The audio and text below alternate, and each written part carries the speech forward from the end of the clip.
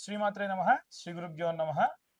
ఇప్పటి వరకు మనము ప్రతి నెల మాస ఫలితాలు చెప్పుకుంటూ ఉన్నాం. అందులో భాగంగా ప్రతి మాసంలో మనకు విశేషంగా కొన్ని యోగాలు వచ్చాయి. రుచక యోగం అని, మాలవ్య యోగం అని, ఇవన్నీ కూడా ఏంటంటే పంచమహాపురుష యోగములలో భాగం అన్నమాట. గోచారంలో ఈ పంచమహాపురుష యోగాలు ఏవే వస్తున్నాయి ఏంటి అనేది చూద్దాం. తదుపరి కన్యారాశి. కన్యారాశి వారికి సంబంధించి ఈ యొక్క డిసెంబర్ 1 నుంచి 31వ తారీఖు వరకు కూడా ఉన్నటువంటి గ్రహ సంచారాల్లో భాగంగా పంచమహాపురుష యోగం ఎలా ఉంటాయనేటువంటి విషయాన్ని తెలుసుకుందాం. ఈ పంచమహాపురుష యోగాలు అంటే 1, 4, 7, 10 స్థానాల్లో శుక్రుడు కానీ, శని కానీ, గురువు కానీ, కుజుడు కానీ, బుధుడు కానీ సంచారం చేస్తే అవి పంచమహాపురుష యోగాలు. ఏంటా యోగాలు అంటే భద్రమహాయోగము, మాలవ్య యోగము, రుచక యోగము, హంస యోగము, అలాగే శశ మహాయోగము అంటారు. ఇవి చంద్రుడికి సంబంధించి కూడా ఉంటాయి, కానీ ప్రత్యేకంగా వీటిని మాత్రమే మనం పంచమహాపురుష యోగాలుగా భావిస్తాం. అయితే ఈ కన్యారాశి వారికి ఎలా ఉందయ్యా అనంటే, కన్యారాశి వారికి ద్వితీయంలో ఉన్నటువంటి శుక్రుడు తృతీయంలో సంచారం చేస్తూ ఉన్నాడు. దాని వలన ఏంటంటే కాస్త చేసేటువంటి పనుల్లో ఫైనాన్షియల్ స్టేటస్ రిలేటెడ్ ఇష్యూస్లో ఏవైతే ఉంటాయో అవన్నీ కూడా తృతీయంలోకి ప్రవేశించినప్పుడు కాస్త సర్దుమణుగుతూ ఉంటాయి. విశేషంగా మీరు ఈ రాశిలో ఉన్నటువంటి వారు ఎవరైతే ఈ యొక్క కన్యా రాశిలో ఉన్నటువంటి వారు ఉంటారో వారు మీ భార్య తరపు వారి నుంచి ప్రాపర్ కమ్యూనికేషన్స్ అన్ని కూడా చెయ్యండి. అలాగే వీలైనంత వరకు కూడా తీసుకునే నిర్ణయాల్లో జాప్యం చేయకుండా నిర్ణయాలు తీసుకోండి. అది కూడా మీకు మంచి లాభసాటిగా ఉంటుంది. ఇక ఎవరైతే ఈ యొక్క కన్యా రాశిలో ఉన్నటువంటి వారు ఈ తృతీయ స్థానంలో ఉన్నటువంటి గ్రహ సంచారాలు 7వ తారీఖున సూర్యుడు, బుధుడు, కుజుడు అలాగే శుక్ర గ్రహాలు కలుస్తాయి. దాని వలన ఏంటంటే మీరు ఎవరినన్నా అనకూడని మాట అనడము, దానివల్ల పెద్ద ప్రమాదానికి గురవ్వడము, కాస్త మిమ్మల్ని కొట్టేదాకా కూడా వచ్చేటువంటి వాళ్ళు కానీ, లేకుంటే ఏదైనా సరే మీ మీదికి దండెత్తే వాళ్ళు కూడా ఉంటారు. కాబట్టి ఎట్టి పరిస్థితుల్లో ఈ డిసెంబర్ 7వ తారీఖు చాలా జాగ్రత్తగా ఉండండి. ముఖ్యంగా ఈ కన్యా రాశి వారికి సంబంధించి 6వ స్థానంలో రాహుగ్రహ సంచారం ఏదైతే ఉందో ఆ రాహువు మీకున్నటువంటి పనులన్నీ లేట్ చేస్తాడు. వచ్చేవన్నీ నోటి దాకా వచ్చి ఎత్తగొట్టేటట్టు చేస్తాడు. కాబట్టి సామూహిక చండీ హోమాలు చేయించుకోండి. ముఖ్యంగా చూసుకుంటే కన్యా రాశి వారికి 12వ ఇంట ఉన్నటువంటి కేతువు, 11వ ఉన్నటువంటి గురువు కాస్త 10వ ఇంటికి వెళ్తాడు. కాబట్టి అది హంస మహాయోగం. ఈ పంచమహాపురుష యోగాల్లో గురువు 10వ ఇంట్లో సంచారం చేసేటప్పుడు వీరికి లాభిస్తుంది గోచార రీత్యా. అది కూడా 8వ తారీఖు తర్వాతకి. ఇక 7వ స్థానంలో ఉన్న శని చండాల యోగం వలన భార్యాభర్తల ఇద్దరి మధ్యలో కూడా ప్రాపర్ కమ్యూనికేషన్ ర్యాపో అనేటువంటిది లేకుండా తగ్గే అవకాశం కనిపిస్తుంది.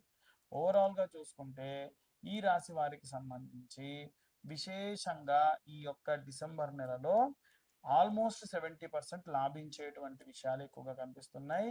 ఇక అందరూ కూడా ఏ రెమెడీస్ తీసుకోవాలి, ఏ మంత్రం చదవాలి అనేటువంటి విషయాన్ని ఇప్పుడు మనం తెలుసుకుందాం.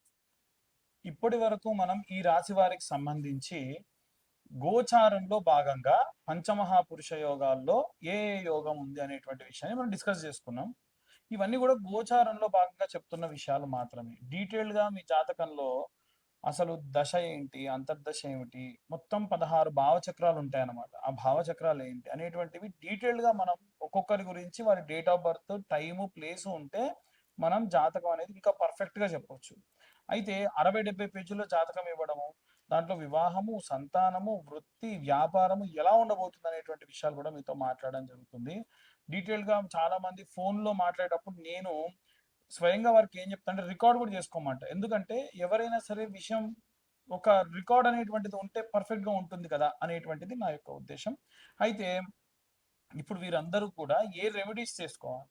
చాలా మంది ఈ జాతకం అడిగే వాళ్ళు కూడా పేర్లు ఉత్త పేరు ఒకటే ఉంది పంతులు గారు చెప్పండి అంటే చాలా రోజుకు 10 కాల్స్ దాకా వస్తూ ఉన్నాయి. ఎట్టి పరిస్థితుల్లో కేవలం పేరుని అడిగి జాతకాన్ని మాత్రం చెప్పను. ఎందుకంటే date of birth, time, place ఉంటే నిర్దిష్టంగా జాతకం అనేటువంటి తెలుస్తుంది.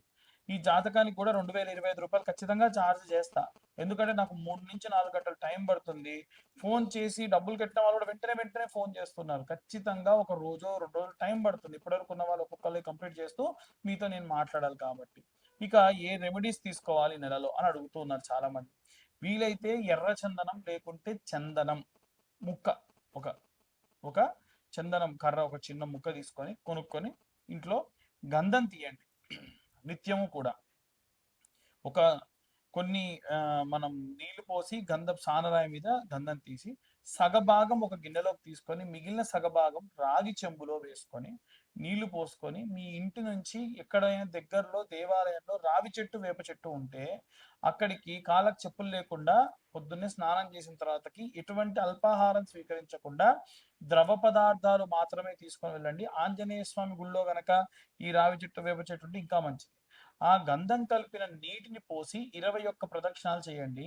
ఇలా వీలైతే ఈ నెల రోజులు చేయండి. దాని వలన ఏంటంటే నరఘోష నరపీడితములతో పాటుగా విశేషంగా ఏవైనా ఇబ్బందులు వచ్చినా కష్టాలు వచ్చినా ఏవైనా సరే మీకు ఏదైనా పని పెండింగ్ లో ఉన్నా మీరు ఈ గుడికి బయలుదేరినప్పటి నుండి ప్రదక్షిణాలు పూర్తయ్యేంత వరకు ఎవరితో మాట్లాడకుండా ఉండాలి. పొద్దున్నే లేవగానే మీ పనులు చూసుకోండి. వీలైనంత వరకు కూడా ఎవరిని తిట్టడము, దూషించడము, మాట్లాడడం, చెడు మాట్లాడడం మాత్రం చేయకుండా ఈ గంధం సానరాయితో గంధం తీసుకొని వెళ్ళండి. ఇంకా పిల్లలు ఎవరైనా సరే కాస్త చదువు కోసం ఇబ్బంది పడుతూ ఉన్నారు, చదవట్లేదు, పెళ్లిళ్ళు అవ్వట్లేదు, సంతానం అవ్వట్లేదు అనుకుంటే గనక ప్రతి బుధవారం రోజు రాత్రి 110 శనగలు స్నానం చేసి నానబెట్టండి. 110 శనగలు, కొంచెం దొడ్డు శనగలు పెట్టండి, చోలే శనగలు అంటారు కదా. మరుసటి రోజు ఉదయాన్నే ఈ యొక్క శనగల్ని సూది దారంతో గుచ్చండి. స్నానం చేసిన తర్వాతకి ఉదయం 7:32 లోపు నవగ్రహాల గుడికి వెళ్ళి ఆ గుళ్ళో ఎడమ వైపు ఉన్నటువంటి మధ్యలో ఉన్నటువంటి బృహస్పతి గ్రహం మెడలో వేసేసేయండి. దాని వలన విశేషంగా పిల్లలకు సంబంధించినటువంటి జాతక సంబంధిత దోషములుంటే పోతాయి. ఇదొకటి. ఇక మేధా దక్షిణామూర్తి స్తోత్రం అని ఉంటుంది, లేదా దక్షిణామూర్తి స్తోత్రం ఉంటుంది. ఈ దక్షిణామూర్తి స్తోత్రాన్ని నిత్యము పొద్దున సాయంత్రం పిల్లలు వినేటట్టుగా చూడండి. వీలైతే మీరు కూడా చదవండి పిల్లల కోసం. అలా చేయడం వల్ల పిల్లలకు ఇవాళ రేపు చాలా మందికి వివాహము సంతానం కాని వాళ్ళు చాలా మంది ఉన్నారు. అయితే ఎవరికైతే వివాహం అవ్వట్లేదో వాళ్ళ కోసం నేను ప్రతి నెల ఆఖరి మంగళవారం నాడు విశేషంగా కన్యా వర పాశుపత హోమాలు నిర్వహిస్తూ ఉన్నా. ఎవరికైనా సరే ఒకవేళ మీ పిల్లలకి వివాహం అవ్వట్లేదు అనుకున్న వాళ్ళు ఎవరన్నా ఉంటే అమ్మాయిలు కానీ అబ్బాయిలు కానీ, అమ్మాయిలకైతేనేమో వరపాశుపతం, అబ్బాయిలకైతే కన్యా పాశుపతం. ఏంటి పాశుపతం అంటే చక్కెర తీసుకొని స్వామివారి పైన అభిషేకం చేస్తూ ఉంటాం. ఏది రుద్రం చదువుతూ సంపుటీకరణ మంత్రం చదువుతూ విశేషంగా చేస్తాం. ఆ తర్వాతకి మళ్ళీ హోమం చేస్తారు. హోమం చేసేటప్పుడు ఈ పూజ చేసిన చక్కెర కొంచెం తీసి అందులో కలిపి హోమద్రవ్యంలో కలిపి హోమంలో వేయడం జరుగుతుంది. ఇలా పూజ చేయడం వలన విశేషంగా వివాహం కాని వారికి వివాహం అవుతుంది. మొత్తం 380 రకాల పాశుపతాలు ఉంటాయి. దాంట్లో ఆరోగ్య పాశుపతం, సంతాన పాశుపతం, కన్యా పాశుపతం, వర పాశుపతం ఇలా ఉంటాయి. కానీ నేను మాత్రం వర కన్యా పాశుపతాలు చేస్తూ ఉన్నా. లేదు ఇంకేదన్నా మీకు ఆరోగ్య సమస్యలు ఉండి ఆ రకమైనటువంటివి చేయించుకోవాలంటే కూడా కింద ఉన్న నెంబర్కు కాంటాక్ట్ చేయొచ్చు. జాతక సంబంధిత అలాగే ఈ యొక్క వ్యవహార సంబంధిత విషయాలు ఇవే కాకుండా అమావాస్య ప్రతి అమావాస్యకి కూడా వాంఛిత కామ్య సిద్ధ్యర్థం ఏవైనా మీ కోరికలు ఉంటే కోరికలు తీరడానికి పేపర్ మీద 21 మార్లు మీ కోరికను రాసి హోమం జరిగే స్థలానికి వస్తే హోమం అంతా జరిగేటప్పుడు ఎవరు కూర్చోరు. ఎంతమంది వచ్చినా మీ గోత్రనామాలు చదివి గణపతి హోమం, నవగ్రహ హోమం ఇలా చేస్తాం. వాంఛిత కామ్య సిద్ధ్యర్థం ప్రత్యేక మంత్రం చదివేటప్పుడు అందరినీ వచ్చి నిల్చోమని ఆ నెయ్యిలో ముంచి ఆ పేపర్ని వేయమని చెప్తా. ఆ మంత్రం 21 మార్లు మంత్రం చెప్తా. 21 మార్లు ప్రతి ఒక్కరికి కూడా మంత్రం చెప్పినప్పుడు ఆ కోరికలు అలా ముంచి ఆ నెయ్యిలో ఆ హోమంలో వేసేయాలి. ఇలా చేయడం వల్ల ఏవైనా కోరికలు బలమైన కోరికలు ఉండి ధర్మబద్ధమైన కోరికలు ఉంటే ఆ కోరికలు నెరవేరుతాయి. ఇవి మాకు చెప్పాల్సిన అవసరం లేదు, మీరే రాసి తెచ్చేసుకోవచ్చు. లేదు ఒకవేళ మేము ఎక్కడో ఉన్నామంటే మా కోసం మీరు హోమం చేయండి అంటే వీడియో కాల్ లైవ్ లో పెట్టి మంత్రం చదివేటప్పుడు చెప్తాను. అప్పుడు 21 మార్లు మీ కోరికను ప్రింట్ చేస్తాను. నేను చూడను, అది ఏంటో కూడా చూడండి, డైరెక్ట్ ప్రింట్ కొట్టించేసి ఆ ప్రింట్ను అలాగే నేనే నెయ్యిలో ముంచి వేస్తాను. అప్పుడు మీకు వీడియో కాల్లో కూడా చేయడం జరుగుతుంది. ఇలా ఎవరికైనా ఉంటే కూడా ప్రతి అమావాస్య రోజు కూడా చేయడం జరుగుతుంది. ఆసక్తి కల వారు కాంటాక్ట్ చేయొచ్చు. సర్వే జన సుఖినో భవంతు.